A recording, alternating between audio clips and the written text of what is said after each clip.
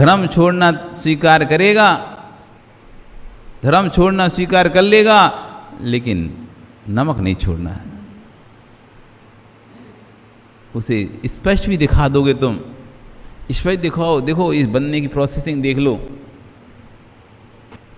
बहुत सारी वस्तुएं जो आप खाते हैं, ब्रेड हुए, मैगी हुए, अनेक प्रकार के चाइनीज आइटम हुए, उनने की बनने की प्रक्रियाएं आप देख लोगे, आप कभी जिंदगी में नहीं खाओगे।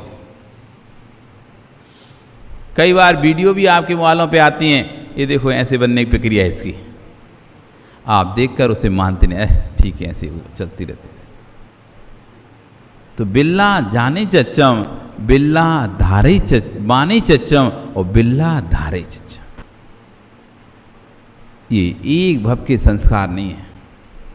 धारण करने के लिए असंख्यात भवों के संस्कार आना पड़ते हैं, तब जाकर जीव तत्व को धारण कर पाता है। इसलिए आचार्यगण कह रहे हैं कि चित्त स्वस्थ है तो चारित्र स्वस्थ है, चित्त स्वस्थ नहीं है तो ना चारित्र स्वस्थ है ना तन स्वस्थ है। इसलिए चित्त को स्वस्थ करना है तो जिनवाणी का श्रवण करना है। एक परंपरा होना चाहिए, जिनवाणी पढ़ने की एक धारा होना चाहिए। हम अपने कार्यक्रमों में, अपने व्यापार में इतने व्यस्त हो गए, इतने व्यस्त हो गए कि कभी मन में भी विचार नहीं आता कि जिनवाणी पढ़ना है। पढ़ना तो छोड़ो, पढ़ने का विचार भी नहीं आता कभी। अमित आता तुमको विचार कि मंदिर बैठ के स्वाध्याय करेंगे? कभी विचार आता है? इतने युवा यहाँ पर आए हैं आज, गोलू कभी मन में आता है ऐसा कि मंदिर में बैठकर स्वाध्याय करेंगे? विवेक नहीं आता ना, सोच ही नहीं आता। पढ़ना तो दूर की बात है, इस बारे में सोच भी नहीं लाते हम अपने अंदर। पर विश्वास रखो, जब भी मन को पवित्र करना होगा तो जिनवाणी का सहारा ही लेना पड़ेगा। हम अस्वस्थ होते हैं, हम उदास होते हैं, डॉक्टर पास जाते हैं, डॉक्टर कहता है जाओ इधर उधर घूम के आओ, इधर घूम आओ, आउट ऑफ स्टेशन चले आओ, वहाँ घूम आओ, कहीं मत जाओ, अब जिनवाणी माँ के पास आ जाओ। बाषाणु वेक्षा, 12 भावना। जब तुम्हें कभी किसी से ऐसा लगे कि देखो किसी ने मुझे कितना धोखा दिया, मेरा विश्वासघात किया, मेरे साथ विश्वासघात किया, धोखा दिया, और आप एकदम उदास हो जाओ, इस संसार से उदास हो जाओ, घर से आपको कोई निकाल दे, आपको अनेक प्रकार के आरोप प्रत्यारोप लगा के आपको भगा दे, घाटा व्यापार में लग जाए, कुछ भी हो जाए, और आप ऐसा सोच रहे हैं कि अब तो मरना ही ठीक है, कोई रास्ता आपको नहीं जा, उस समय आपको पढ़ना चाहिए बाषाणु वेक्षा। दासन अंतरिक्षा भावना, भाषण कुंद स्वामी की बाषाणु वेक्षा यदि आपने पढ़ ली, और दूसरा समाधि तंत्र, ये 2 ग्रंथ आपने पढ़ लिए, आप जीवन में कभी भी अपने आप को हताश नहीं पाओगे। और यदि मान लो आप उदास होंगे भी, हताश हो भी गए होंगे दुनिया से, तो आप अपने आप को स्वस्थ कर लोगे और आपको दुनिया की सारी लीला समझ में आ जाएगी। इतने महान ग्रंथ हैं, ऐसा किसी भी विषय का कोई भी ग्रंथ नहीं जो हमारे पास ना हो। हमारे आचार्य इतने महान हुए, उन्हें सब पता था आगे आने वाली स्थिति क्या होगी, कैसे लोग होंगे, कैसी चिंताओं से ग्रसित होंगे। आज लोग सुसाइड कर रहे हैं, मर रहे हैं, थोड़ा सा भी लोन ले लेते हैं दुनिया भर का, क्रेडिट कार्ड पर क्रेडिट कार्ड ले लेते हैं, दुनिया भर का लोन उड़ा लेते हैं, ईएमआई गाड़ियाँ खरीद लेते हैं, बंगला खरीद लेते हैं, किस पे? ईएमआई पर, और बड़े अपना स्टैंडर्ड दिखाते हैं खूब, और बाद में फिर भर नहीं पाते, सो मर जाते हैं। ये मत समझना कि जो जितना ज़्यादा पैसा वाला उसके पास पैसा है ही, आधे पैसे वाले तो लोन से चल रहे हैं। हाँ, जिनकी बड़ी बड़ी फैक्ट्रीज हैं, बड़ी बड़ी बिल्डिंग्स हैं, ये मत समझो इनके पास इतना पैसा होगा, ये सब बैंक लोन है, मॉर्गेज रखी हैं, तुम्हें नहीं पता, लेकिन उनको पता है कि हमारा सारा तो हम लोन लेके काम चला रहे हैं। कोरोना काल में आधे से ज़्यादा बड़े बड़े सेठ, बड़े बड़े बिल्डर जमीन पर आ गए। क्यों? उनका तो लोन से था, लोन तो अपना चल रहा है, उसका तो मीटर चल रहा था, तुम्हारा मीटर बंद हो गया। व्यापार भले बंद हो गया लेकिन ब्याज बंद नहीं हुआ। लाखों लाखों रुपए के ब्याज भरते हैं लोग, लाखों लाखों रुपए के ब्याज भरते हैं। दिखता है आपको, इतनी गाड़ी है इनके पास, इतना बंगला है, इतनी ज़मीन है, इतना खेत है, इतना बागान है। अंदर से पूछो उनसे, उनका कितना है, उनका कितना है, तो समझ में आएगा भैया सब बैंक के कर्जे पे रखा है। लाखों रुपए का व्यापार कर रहे हैं, करोड़ों का व्यापार कर रहे हैं, 100 करोड़, 500, 1000 करोड़ का व्यापार कर रहे हैं। इतना पैसा आया कहाँ से? वही ज़मीन, वही मकान जो था सब गिरवी रख के बैंक से लिया, और उसमें घाटा गया तो सब गया। तो लोग व्यापार करते हैं, आदि करते हैं, अनेक प्रकार के क्रेडिट कार्ड लेते जाते, गाड़ी ले लिया, बंगला ले लिया, ये ले लिया, वो लिया। पहले तो ले लिया, अब फिर गधों जैसे उसको, है ना, जो आजकल सर्विस में लोग चल रहे हैं, तो क्या करते हैं, नया मकान खरीदेंगे। कितने लाख का? 80 लाख का, 90 लाख का मकान खरीदा। गाड़ी खरीदेंगे 20 लाख की, 25 लाख की गाड़ी खरीदेंगे। अब हो गया 1-1.5-2 करोड़ का कर्जा। अब पूरे जीवन वो कमा कमा के EMI में निकल गया उनका, और बीच में नौकरी छूट गई तो गाड़ी भी गई और बंगला भी गया। बीच में जॉब चली गई तो गाड़ी भी गई, वो भी बैंक ने खींच ली, नहीं कि किस्त पटाएंगे तो क्या होगा। और कागज तो दिए नहीं थे बंगले के, बैंक ने जब तक लोन पूरा नहीं होता था कागज भी नहीं देती, वो रखे रहती है। तो बंगला भी गया, सब गया, और जो पैसा अभी तक पटाया था वो भी सब डूब गया। आदमी उस समय फिर उसको लगता है मर जाऊं, सुसाइड करता है। ऐसी स्थिति, ऐसे समय में जब आपको कोई रास्ता नहीं दिखाए, किसी प्रकार का, सारे रास्ते आपके बंद हो जाएं और आप बिल्कुल अपने आप को खत्म करना चाहते हो, आचार्य कहते 2 ग्रंथ पढ़ लो आप उस समय बस। एक समाधि तंत्र, एक द्वादश अनुप्रेक्षा, भाषाणुवेग। कैसे से कैसा तनाव होगा, कितना भी बड़ा टेंशन होगा, वो 2 ग्रंथ पढ़ने के बाद आपका सारा तनाव, टेंशन सब कुछ खत्म हो जाएगा। हर विद्या है हमारे पास, बस जानने की कमी है हमारे पास। हर विद्या है।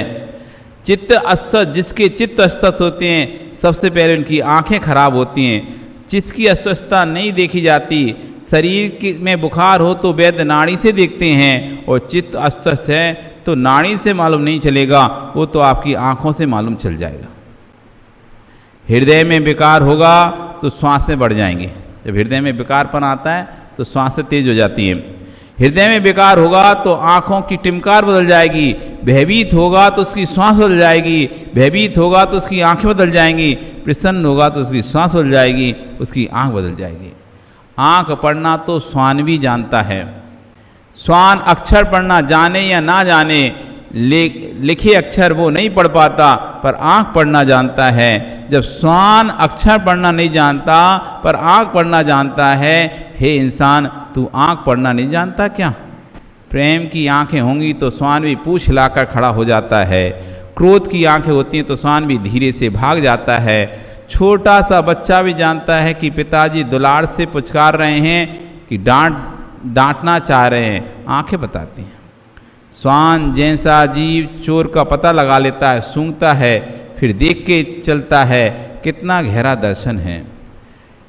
ज्ञानार्णव ग्रंथ में सुखचंद स्वामी ने श्वास का वर्णन किया है। एक ज्ञानार्णव नाम के ग्रंथ है, एक बहुत अच्छी इसकी कथा है। ज्ञानार्णव, आचार्य सुखचंद्र और एक भरतहरि। सुखचंद और भरतहरि 2 भाई थे, राजा के पुत्र थे दोनों, और किसी कारण दोनों को बैराग हो गया। बैराग हो गया, घर परिवार छोड़ने का भाव बनाया, और दोनों अपने, एक ने वैष्णवी दीक्षा धारण कर ली और एक ने दिगंबर मुनि दीक्षा धारण। भरतहरि वैष्णव साधु बन गए, शुभचंद्र दिगंबर साधु बन गए। दोनों ही अपनी साधना में लीन थे, साधना कर रहे थे। 12 वर्ष तक कठोर साधना की दोनों ने अपने अपने स्थानों पर। भर्तहरि ने 12 वर्ष में एक रसायन सिद्ध किया, एक रसायन ऐसा बनाया, सिद्ध किया कि जिसको पत्थर पे डालें तो पत्थर सोना हो जाए। ऐसा रसायन 12 वर्ष में भर्तहरि ने सिद्ध किया और अनेक चेले शिष्य तैयार कर लिए उसने। 12 वर्ष बाद उसको मन में आया, हम 2 भाई साथ में घर छोड़े थे, मेरा दूसरा भाई कहाँ है, उसके क्या हाल चाल है। क्योंकि मुझे रसायन सिद्ध हो गया ना, अब इस रसायन से मैं कुछ भी कर सकता हूँ, कितनी संपत्ति तैयार कर सकता हूँ, कुछ भी अच्छे से अच्छे रह सकता हूँ। पता करूँ दूसरा मेरा भाई कैसा क्या रह रहा है, उसे भी थोड़ा बहुत रसायन दे दूंगा। यदि वो गरीब होगा तो कम से कम अपना इस रसायन से काम चला लेगा। उसने अपने शिष्यों को भेजा कि चलो खोज करो कि शुभचंद्र कहाँ पर हैं। शुभचंद्र स्वामी दिगंबर विराज बनकर जंगल में पर्वतों पर तपस्या करते थे। भर्तहरि के शिष्य खोजते खोजते जंगल में पहुंचे और शुभचंद्र को देखते हैं और देखकर वापस तुरंत लौटते हैं और कहते हैं भर्तहरि से, अरे रे रे, आपके भाई की स्थिति बड़ी दयनीय है, इतनी दयनीय है, गरीब के पास तो कम से कम शरीर पे पहनने कपड़ा होता है, उनके पास तो शरीर पे पहनने तक का कपड़ा नहीं है। क्या खाते होंगे, कुछ खाने का ही नहीं होगा उनके पास, तो अन्न भी नहीं होगा उनको, तो बेचारे इतनी दयनीय स्थिति में हैं कि शरीर पर पहनने तक का कपड़ा नहीं है, पूरा शरीर पर मल लगा हुआ है, शरीर पूरा विवश गंदा हो रहा है, लगता है कि कई वर्षों से खाना भी नहीं खाया होगा उन्होंने। ऐसा शरीर एकदम जर्जर, हड्डी हड्डी दिखाई दे रही है। और भाई को तो बहुत अंदर से आता है, भर्तहरि को तो, मेरा भाई ऐसा दुखी जीवन व्यतीत कर रहा है। अपने शिष्यों के तहत जाओ, ये रसायन लेके जाओ, उनको बोलना कि इस रसायन से आप बढ़िया सोना बनाओ, उसको बेचकर आराम से वस्त्र आदि खरीदो, अच्छे से भोजन करो, अच्छे से रहो। उसके जो चेले चपाटे हैं वो रसायन लेकर जाते हैं, और रसायन लेकर जाते हैं और उनसे कहते हैं, आपके भाई ने, भर्तहरि ने ये रसायन आपको भेजा है, आप इस रसायन से खूब सोना तैयार करें और अच्छे से रहें। देखिए आपकी स्थिति क्या दयनीय हो गई है, शरीर पूरा मल से, पसीने से पूरा लिप्त हो चुका है, एकदम जर्जर हो चुका है, एकदम आपकी हड्डी हड्डी दिखाई दे रही है, वो पहनने के लिए आपके पास वस्त्र भी नहीं है। तो इसलिए आप ये सोना, ये रसायन लें और इससे सोना बनाएं। तो शुभचंद्र कहते हैं, ठीक है, एक काम करो, इस रसायन को यहाँ मिट्टी में डाल दो। क्या? हाँ हाँ, मिट्टी में डाल दो। ये रसायन है सोना बनाने का, आप समझ नहीं रहे इस बात को कि इससे सोना बनता है, पत्थर डाले, मिट्टी पे नहीं डलता, नहीं तो तुम मिट्टी डाल दो। अब क्या करें, अब तो वो तो सेवक से तो जैसा कहा मैं सुना कि मिट्टी डाल दिया और आ गए। और आकर कहते हैं उनसे शुभचंद्र भर्तहरि से, स्वामी स्वामी, अभी तक तो लगता था कि शरीर ही खराब हुआ है, अब तो लगता है उनका दिमाग भी खराब हो गया। अभी तो समझ में आ रहा था शरीर ही खराब हुआ है, तो शरीर से जर्जर हो रहा था, उस शरीर के साथ साथ उनका दिमाग भी खराब हो गया कि क्यों, क्या हुआ, इतना अच्छा, इतना कीमती रसायन, उन्होंने सारा रसायन मिट्टी में डलवा दिया। अब तो भर्तहरि को और नहीं रहा जा रहा। एक तो भाई, ऊपर से इतना गरीब, कपड़ा भी नहीं है, तन भी ऐसा मलिन है, और शरीर की हड्डी हड्डी दिखाई दे, ऊपर से मानसिक संतुलन भी खत्म हो गया है।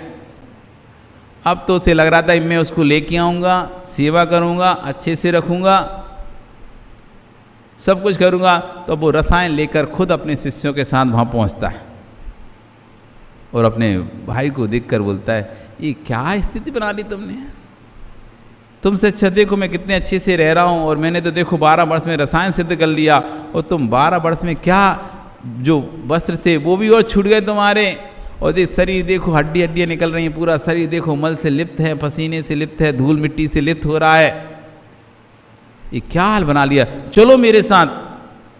ये देखो मैंने रसायन तैयार किया है, अपन दोनों बढ़िया ठाट बाट से रहेंगे। तो शुभचंद उस समय कहते हैं, अज्ञानी, तुम राजा के पुत्र थे और राजा के पुत्र होने पर तुमने राज वैभव का त्याग करके संन्यास धारण किया। यदि तुम्हें सोना ही चाहिए था तो राज वैभव क्यों छोड़ा? और तुम 12 वर्ष में क्या सिद्ध कर पाए? मात्र थोड़ा सा रसायन। और तुम्हें नहीं पता ये गरीबी के चिन्ह नहीं है, ये दिगंबर मुनिराज का ये भेष है। मैं दिगंबर साधु हूँ, उसमें नग्न ही रहा जाता है, मल परिचय सहन करता हूँ, इसलिए शरीर से मल नहीं हटाया जाता। वर्षों के उपवास करते हैं, इसलिए शरीर क्रस हो जाता है। मैं कोई बीमार नहीं हूँ। और तुम सोच रहे हो कि तुमने बहुत बड़ा काम किया 12 वर्ष में और मुझे ये रसायन थोड़ा सा लेके आए हो। तुम्हें कितना चाहिए मैं देता हूँ। और उन्होंने अपने शरीर का ऐसा पसीना निकाला और जैसे ही पर्वत पर डाला वो पर्वत सोने का हो गया। क्या तुम इस रसायन के लिए पढ़ रहे थे? तपस्या करते तो स्वतः ही तुम्हारा शरीर ही रसायन में हो जाता, जहां तुम हाथ रखते वहीं सोना हो जाता। फिर उन्होंने अब उसको तो अब समझ में आया कि मैंने 12 वर्ष में क्या इसके लिए तपस्या किया। इन्होंने रसायन के लिए तपस्या नहीं की, इन्होंने कल्याण के लिए तपस्या की, उनका शरीर ही रसायन बन गया। तब जाकर उसने उस वैष्णव धर्म को छोड़कर भर्तृहरि ने दिगंबर धर्म को अपनाया। उसको समझाने के लिए आचार्य ने ज्ञानार्णव नाम का ग्रंथ लिखा, ध्यान का ग्रंथ। तो ज्ञानार्णव ग्रंथ शुभचंद स्वामी हैं जो श्वास का वर्णन किया है, स्वर का विज्ञान का वर्णन किया है। ये अनूठा है कि कौन सा स्वर चलता है तो क्या होता है। 2 स्वर होते हैं, सूर्य स्वर और चंद्र स्वर। जो सीधा हाथ होता है वहाँ पर सूर्य स्वर होता है, जो उल्टा हाथ होता है वहाँ पर चंद्र स्वर होता है। जब कोई तेजस्वी काम करना होता है तो सूर्य स्वर की आवश्यकता होती है। जब कोई शांत काम करना होता है तो चंद्र स्वर की आवश्यकता होती है। पूजन पाठ आदि ध्यान आदि जब करना होता है तो चंद्र स्वर हमको अपने चलाना पड़ता है। जब कोई तेजस्वी काम करना, ओज वाले काम करना होता है तब हमको सूर्य स्वर चाहिए होता है। भोजन करना होता है, उसमें भोजन को पचाना है तो सूर्य स्वर में भोजन किया जाता है। जब ध्यान करना होता है, उपवास करना होता है तो चंद्र स्वर को चलाया जाता है। ये स्वर विज्ञान है। देख लो, जब कभी गुस्सा आए आपको, जब कभी क्रोध आए आप, तो देखना आपकी सांस कितनी तेज चलती है। आप हाथ रखेंगे यहाँ, इतनी दूर तक आपको अपनी सांस की गर्मी समझ में आएगी। और जब आप एकदम शांत होंगे, परिणाम अच्छे होंगे, इतनी पास रखने पर आपको पता चलेगा आपकी सांस चल रही है। क्योंकि अभी हम एकदम शांत हैं, परिणाम निर्मल हैं, इधर उधर नहीं भटक रहे हैं, इधर उधर नहीं जा रहे हैं, कोई कसाय नहीं भटक रही, कोई क्रोध, न मान, न माया, न लोभ, 4 कोई कसाय नहीं आए। तो कह रहे हैं कोई प्रकार का भय नहीं है, कहीं भयभीत हो। और उसी यदि कोई भयभीत कर दे, अभी मान लो कोई एकदम ऐसा कोई कुछ गिर जाए यहाँ पर और बहुत तेज आवाज़ हो और आप एकदम डर जाएं, उस समय देखना आपकी श्वास अपने आप बढ़ जाएगी। ये सब श्वास का, कहीं भयभीत कोई करे, अंदर से डर रहा हो, भय हो, काम आदि क्रोध आदि विकार आ जाए, उस समय देखना श्वास बढ़ जाएगी, आँख की टिमकार बढ़ जाएगी। बीतराग जिन्हें देव अपने को आपने टिमकार करते देखा क्या? नासा दृष्टि है। जितना सहजशील स्वभावी होगा उसकी दृष्टि और श्वास वृत्ति शांत हो जाएगी। इसलिए आचार्य कह रहे पहले चित्त को स्वस्थ करो।